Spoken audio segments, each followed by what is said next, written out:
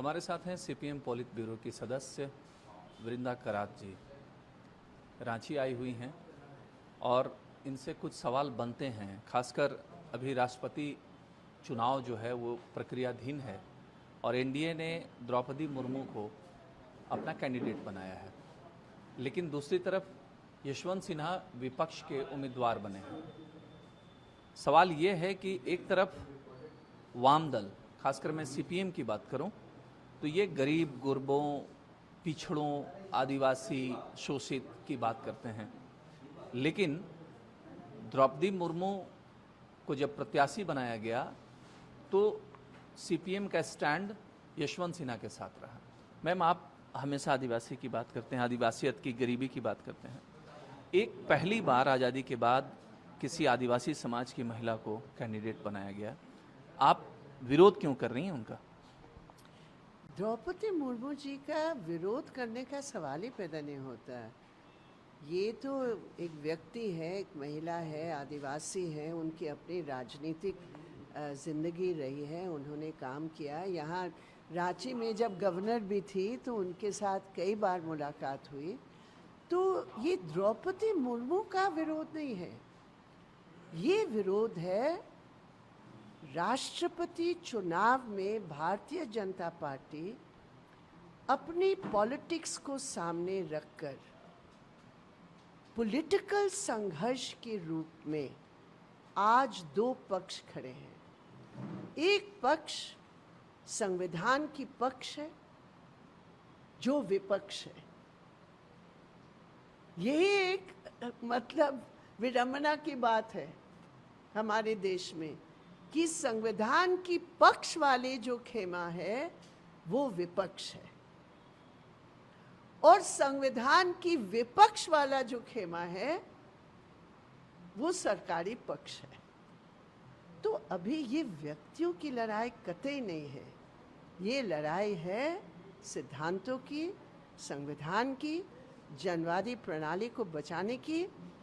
और ये संघर्ष भी है कि मोदी सरकार और उनका जो आरएसएस का जो पूरा फौज है, जो हर इंस्टीट्यूशन को अपना मोहर के रूप में बनाने का प्रयास है, उसके विरोध में है। और द्रौपदी मुर्मू जी के बारे में विपक्ष की कोई भी पार्टी ऐसे नहीं है, कोई भी नेता ऐसा नहीं है जो व्यक्तिगत रूप में किसी प्रकार की टिप्पणी कर रही है, और मैं तो सवाल ही पैदा नहीं हो। मैम, ये तो कंसेंसस बनाने की भी बात हुई थी जब उनके नाम की घोषणा हुई थी एनडीए उम्मीदवार के रूप में, तो ये बात हुई थी कि एक आदिवासी समाज से एक महिला को हमने सामने लाया। आप कह रही हैं कि ये राजनीति, एनडीए इस आड़ में राजनीति कर रही है, आप संविधान का हवाला दे रही हैं। द्रौपदी मुर्मू खुद अपील कर रही हैं, मांग कर रही हैं कि एक शोषित, एक गरीब, एक पिछड़ा समाज से एक महिला को मौका मिला है तो आप साथ दीजिए, लेकिन आप यहाँ पे संविधान की बात करने लग रही हैं। ऐसा क्यों? यहाँ जब पहला एक मौका मिल रहा है और कंसेंसस की बात हो रही है, आप उनको एडमायर भी कर रही हैं, फिर भी आप, ये कौन सी लड़ाई है, किस बात को लेकर? चूंकि क्या बीजेपी का विरोध करना है इसलिए किया जा रहा है इसको? मान लो मैं आपको जोर से सिर पर मारूं और फिर मैं आपको कहूं कंसेंसस कर लेते हैं, ये कोई बात हुई? पूरा संविधान की धज्जियां उड़ाए रहे हैं, पार्लियामेंट को समाप्त कर रहे हैं, हर इंस्टीट्यूशन को ये लोग समाप्त कर रहे हैं, कब्जा कर रहे हैं सब जगह। शिक्षा नीति को भी हमारे भगत सिंह जैसे, फुले जैसे, हमारे जो वीर हैं, नारायण गुरु जैसे सोशल जस्टिस के जो प्रतीक है, उनके नाम हटा रहे टेक्स्ट बुक्स के, और अब बोल रहे कंसेंसस। जब विपक्ष ने अपना घोषित कर लिया हमारा कैंडिडेट, तब इनको याद आया कंसेंसस। ये कभी कंसेंसस वाली पॉलिटिक्स में विश्वास करते नहीं हैं, न कानून में विश्वास करते हैं। किसानों के ऊपर कानून लागू कर लिया, बाद में किसानों को कहा कंसेंसस पे आ जाइए। अभी आदिवासियों की ज़मीन का, फॉरेस्ट राइट्स का, फॉरेस्ट कंजर्वेशन का पूरा समाप्त कर लिया, अब हमसे कह रहे कंसेंसस पे आइए। आप अर्जुन मुंडा जी से पूछिए, उनसे कंसेंसस लिया जब ये नए कानून लाए? अर्जुन मुंडा झारखंड के बड़े माने हुए नेता है, आदिवासी के हैं या नहीं है? उनका मंत्रालय का सर्कुलर मेरे पास है 2019 जनवरी का। उन्होंने पूरा विरोध किया आदिवासी के नाम, मटिया मेट कर लिया उनका जो विरोध था, तवज्जो नहीं दी। और आज वो कह रहे कंसेंसस। भाई साहब, उनके साथ कंसेंसस की जाती है जो कुछ असूल मानते हैं, कुछ सिद्धांत मानते हैं, कुछ कम से कम जनवाद मानते हैं, संविधान को मानते, जो धज्जियां उड़ा रहे हैं और आज कंसेंसस की बात करते हैं। ये पूरे देश को बर्बादी के रास्ते लेकर जा रहे हैं। मैम चलिए ठीक है, आप कह रही हैं कि कंसेंसस की बात इस नाम पे हो रही है, उसके पीछे की एक राजनीति है। भारत एक लोकतांत्रिक देश है और जनता ने चुनकर, प्रधानमंत्री की मैं बात नहीं कर रहा हूँ, बीजेपी को मेन स्ट्रीम में लाया। आज कई राज्यों में बीजेपी की सरकार है, उसका दायरा बढ़ रहा है।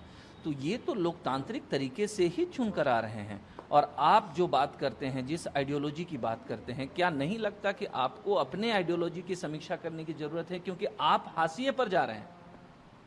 मध्य प्रदेश में जनता ने चुन के दिया, बीजेपी ने पैसे के बल पर सरकार को समाप्त कर लिया।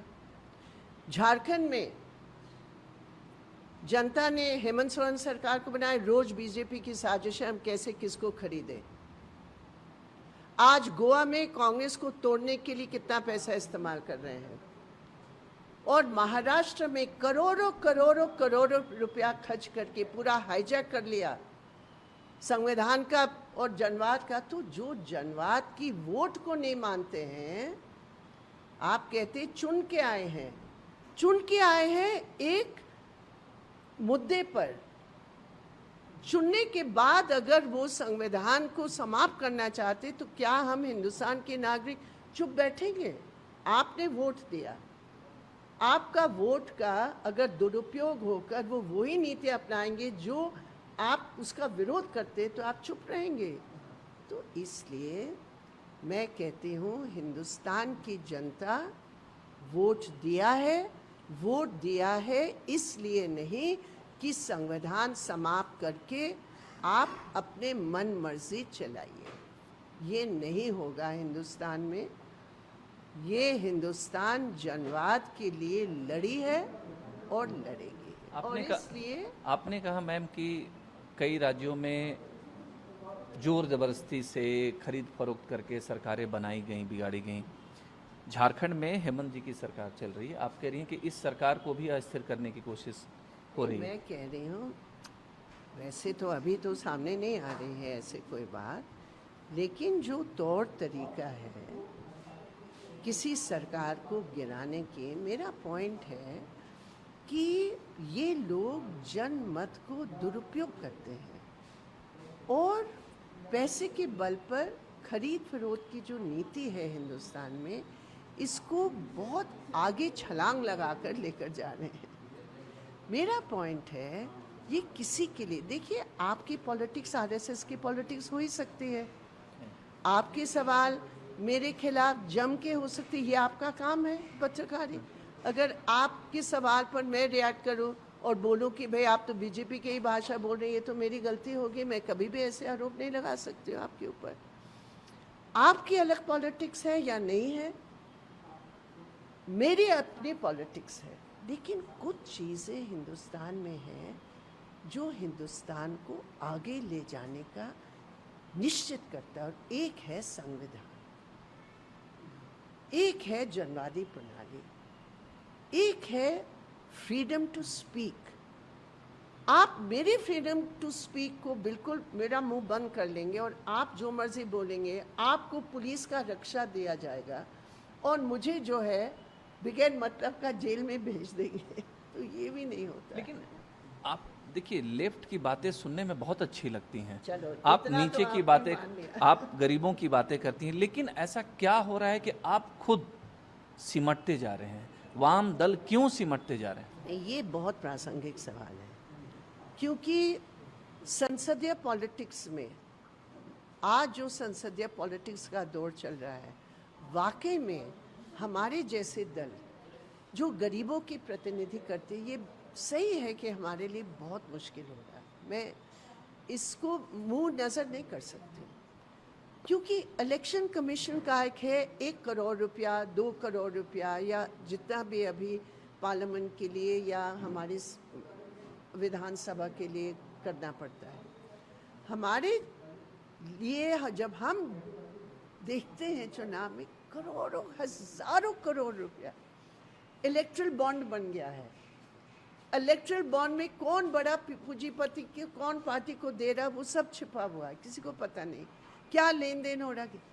तो ये बात आपकी सही है कि संसदीय पॉलिटिक्स में हम लोग पिछड़ गए हैं, और नेचुरली हमारे लिए बहुत ज़बरदस्ती चुनौती है कि इतने अनइवन प्लेइंग फील्ड में हम अपने को कैसे बढ़ाएं। ये एक चुनौती है हमारे लिए। क्या एक प्लेटफॉर्म पर वाम दल तमाम वाम दल लेकिन हमारी पॉलिटिक्स में ना केवल वोट इम्पोर्टेंट है, लेकिन केवल वोट नहीं है जैसे दूसरे दलों का।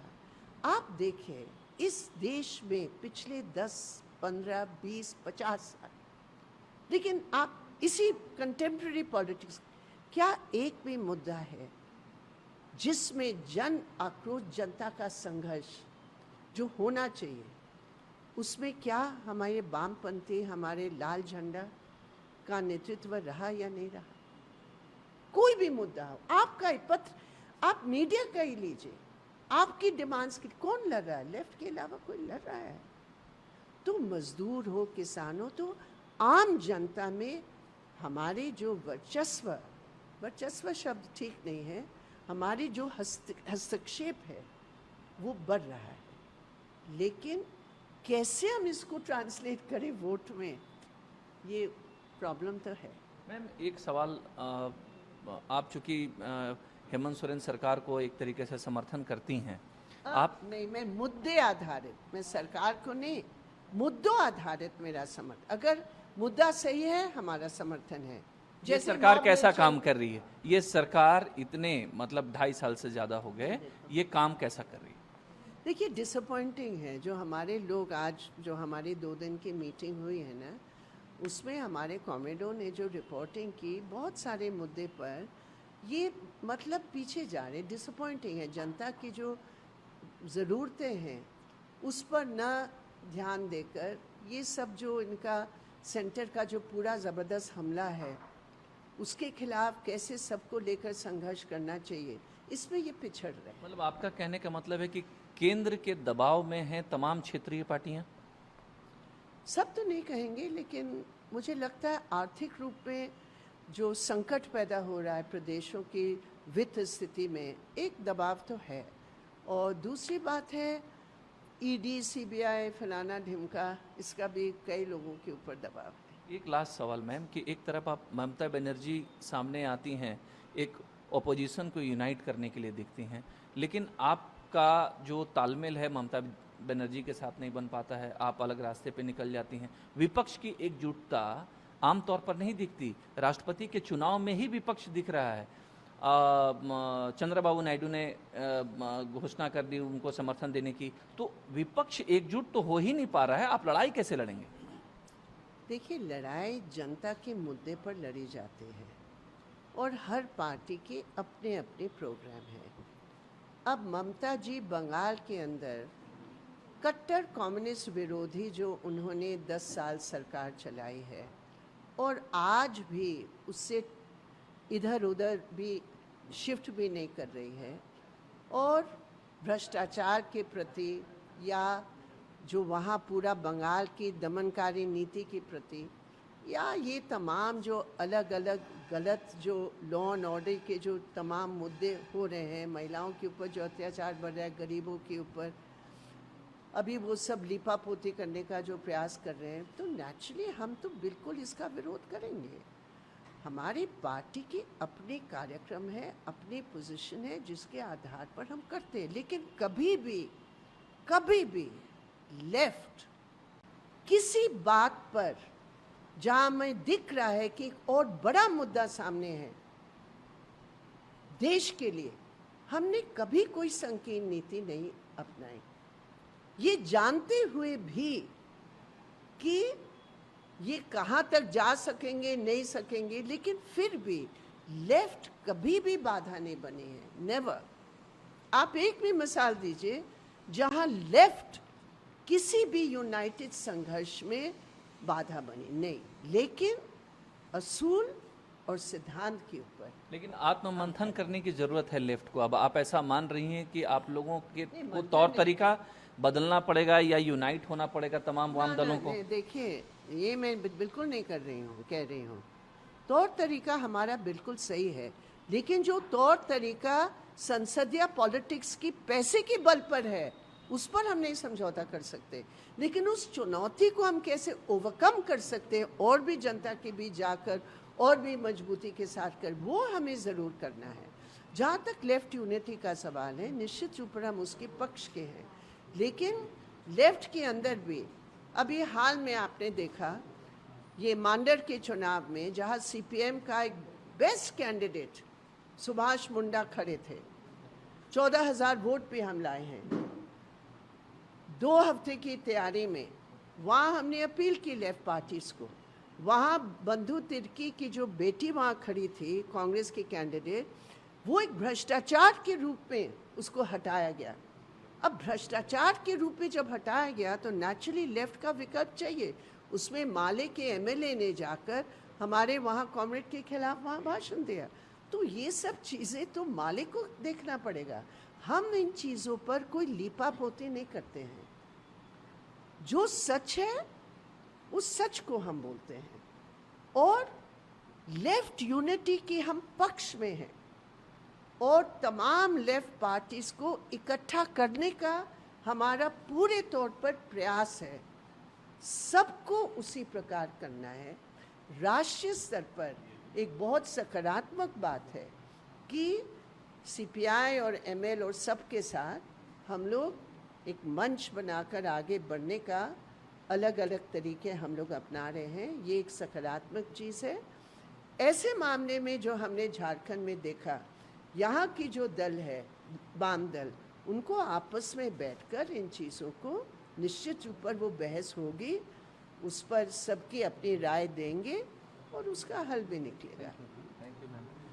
वृंदा करात जी, पोलित ब्यूरो सदस्य सीपीएम, आप लेफ्ट की जो स्थिति है और क्यों चिंताजनक बनी हुई है इस पर भी इन्होंने कहा, लेकिन सबसे अहम जो सवाल हमारा इस बात पर था जो द्रौपदी मुर्मू को लेकर था। बतौर कैंडिडेट, बतौर एक आदिवासी समाज की महिला के नाते उनके प्रति वाम दल की हैसियत से इनकी एक सहानुभूति है, उनको लेकर कोई सवाल नहीं है। ये जो बात हो रही है कि एक आदिवासी समाज की महिला को सपोर्ट नहीं किया जा रहा है, इस पर इनका स्पष्ट तर्क है कि ये लड़ाई संविधान के लिए हो रही है, देश के सर्वोच्च पद के लिए हो रही है और इनका कहना है कि भाजपा इसको एक पॉलिटिकल एजेंडा के रूप में इस्तेमाल कर रही है। जनता को तय करना है कि कौन सही है और कौन गलत। राजेश कुमार सिंह, ईटीवी भारत, रांची।